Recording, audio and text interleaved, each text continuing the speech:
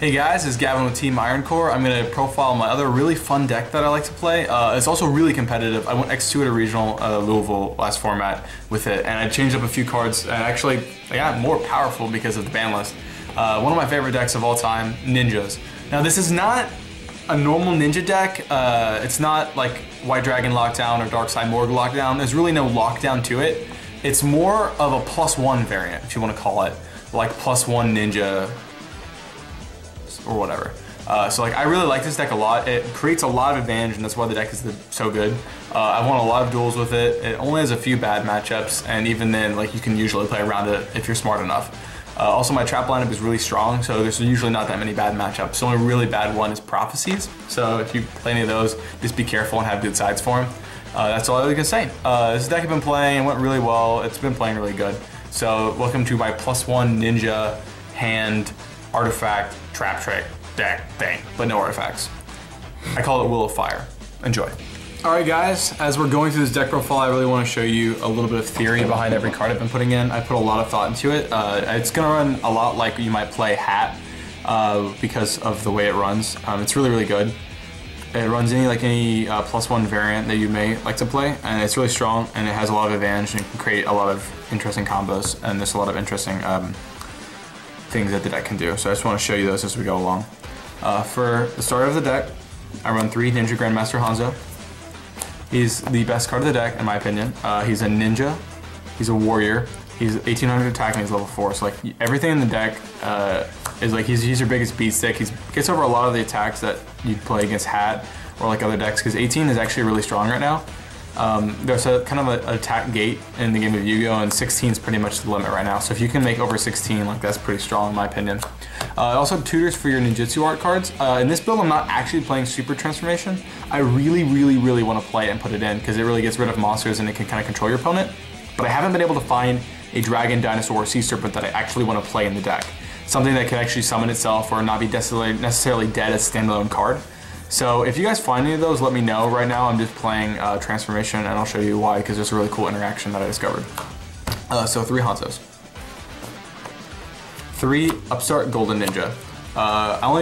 2 Upstart Golden Ninja. I don't run 3. I was running 3 and it became dead, because what happens is you really don't want to actually draw this card. You want to tutor for it, and because you rarely use its effect. Like, you only have about 4 traps that you actually want to discard or are okay with discarding, which would being 2 Super Transformations and 2 Breakthrough Skills. Other than that, you really just kind of want to keep all your traps and use them to +1 and gain advantage over your opponent. So even though you can get this, summon Hanzo, and then search for another one, it's really strong, but you don't really need more than that. Also, a lot of times when I use this, I don't grab the Hanzo. Sometimes I'll grab the Ebisu, which I'll show you I'm playing. Because if you can grab the Ebisu, it comes right out, and then you bounce 2 of your opponent's back row, and then you make like an XC that you pretty much know isn't going to get stopped at that point. And you can make like Blade Armor Ninja or like Excalibur or something like that, and pretty much swing with no fear at all.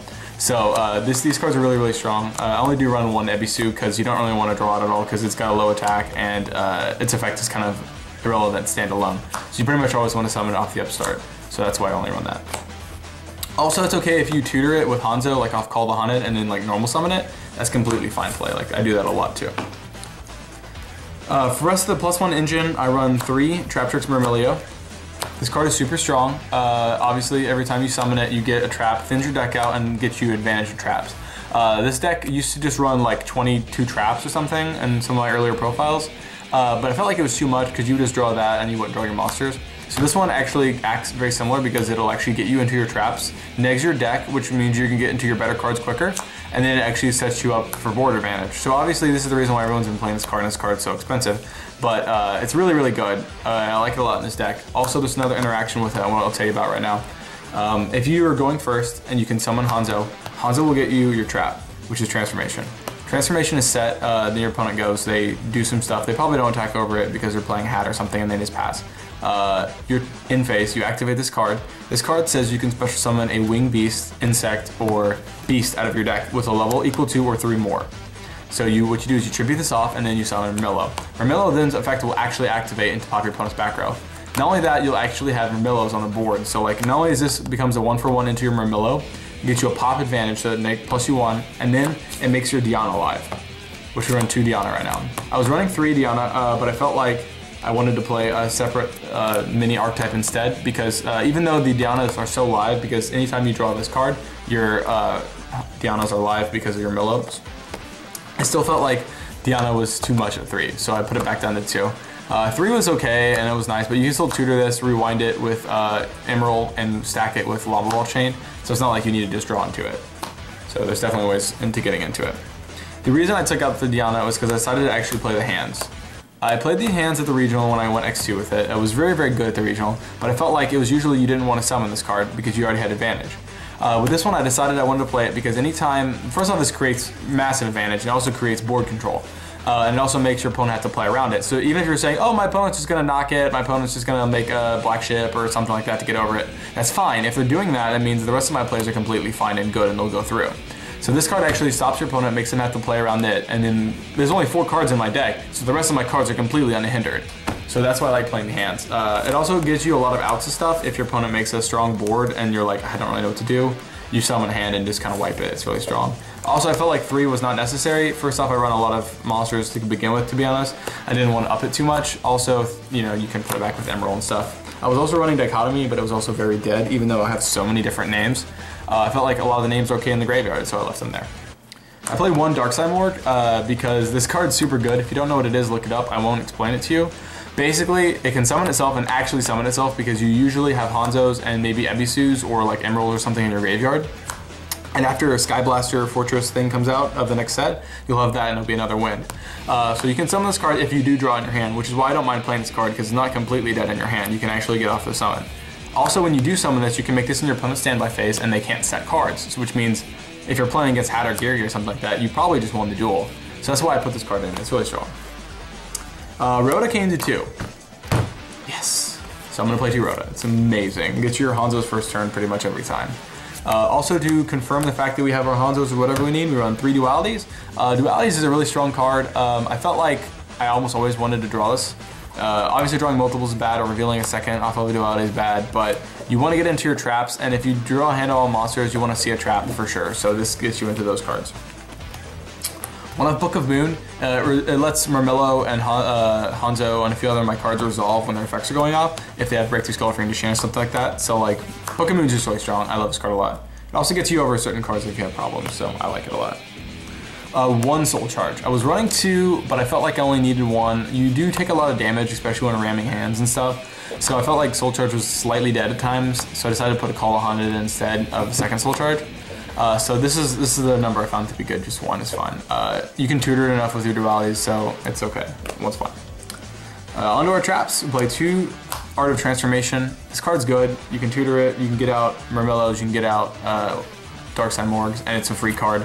A lot of times you can dish it for Upstart Golden Ninja, so it's just a very, very versatile card, and I like it. I really want to play a Super Transformation, but I have not found a good target, so please hit me up if you have any ideas. I don't want to play White Dragon, it's dead in hand. I don't want to play Prime Material, it's dead in hand. I just want to play something good.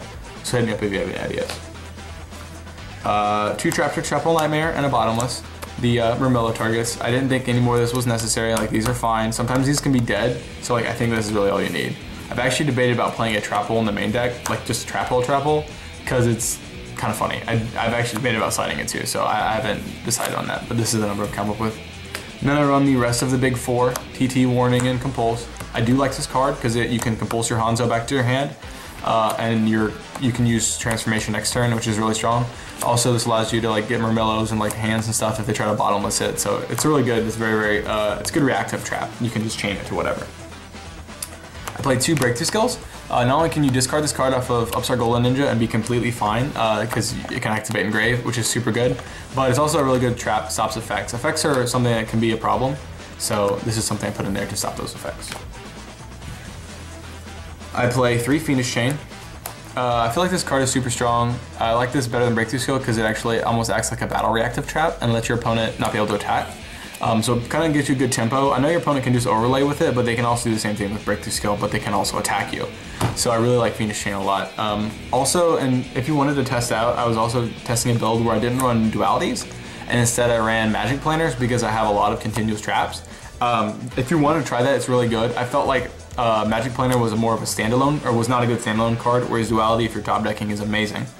So I decided to play those instead of this. I still I'm sad to not see it ever, but it is much better. And if you're playing a +1 variant, it's very good.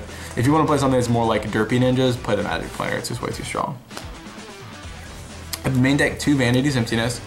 This card completely wins duels and it's completely stupid broken. That's all I've got to say about it. You can get rid of it fairly easy, but you can pretty much just do whatever you need to with the board with this card.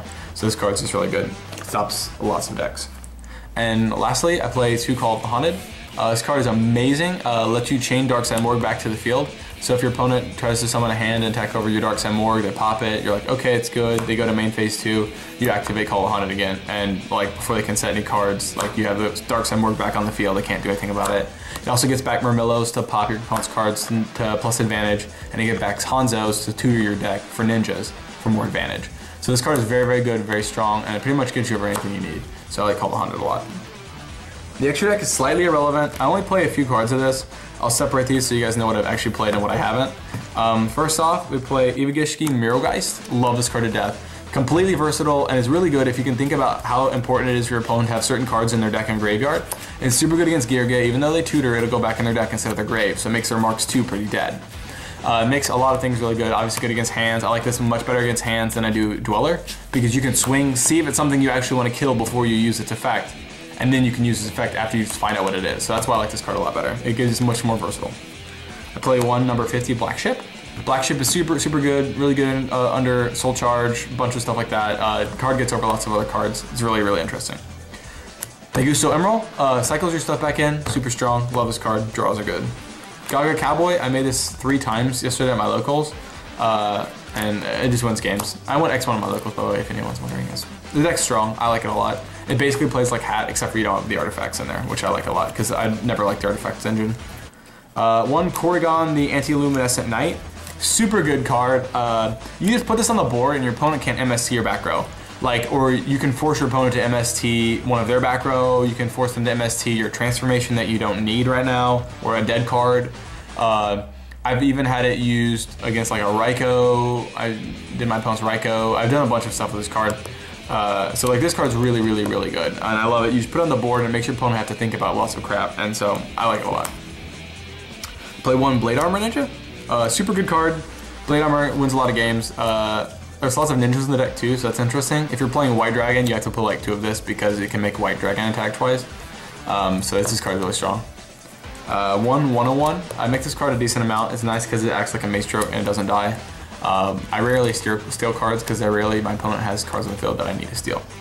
1 Lava Ball Chain. I actually make this card a decent amount. It lets you either ditch Murmillos to the grave if you need to, or stack Diana. I've stacked a Darkside Morgue before. I've stacked a hand before. It's just really good. It gives you what you need to your deck, and it's kind of nice. I like it a lot. 1 number 80 Rhapsody Berserk, super good. It gets over Lightsworn, so I've only made this once or twice. Lightsworn's good against like Sylvans and stuff like that. Pretty much anything that needs a graveyard or needs combos in the graveyard, it's good against. 1 Excalibur, I only made these like once or twice, but it's really good. 4K Beat Stick can attack over like even like Malefics and stuff, and like Dark Worlds. It's just good. If you're playing Malefics and they do have skill drain up, got that crazy box, gonna run it. I have extra deck room, so I'm gonna run this card. It's super strong. I was originally running Utopia in here, which I actually made a decent amount because it's a ridiculously high attack monster, but I decided to put this in there instead, so whatever. 1 Mace Stroke. I like Mace Stroke a lot. Mace Stroke is super strong and amazing. I rarely make this though because 1-on-1 sometimes seems better, but I like this card because it can become a Book of Moon at any time, so I do like Mace Stroke a lot. Diamond Dire, also love this card a lot, but I rarely make it. I don't know, I just usually have better plays. I can plus advantage off of the hands, and I usually don't need a 1-for-1 removal. Abyss Roller, also rarely make this. I feel like Mirogeist is a lot better. You guys can say what you want. I mean, this obviously stops dragons and stuff, but I only played a few dragons that actually are relevant. But this card's really good. And then 1 Excite Knight, I've made this maybe once because you always have more advantage than your opponent. Because unlike a lot of +1 decks, almost every monster in my deck can go +1. So like it's super good. So not only your hands go +1, your ninjas go +1, even upstarts and stuff like that go +1, and like everything just gives you advantage over your opponent and controls the tempo of the game, and it's really strong. There have definitely been other builds of it I've been testing and trying to mess around with. I've even put in artifacts so I can play Super Transformation and Blue Dragon Ninja. All really strong cards, but I really feel like this is the deck that's the strongest right now. I would debate playing a Super Transformation if I found a good target, but I have not found one yet.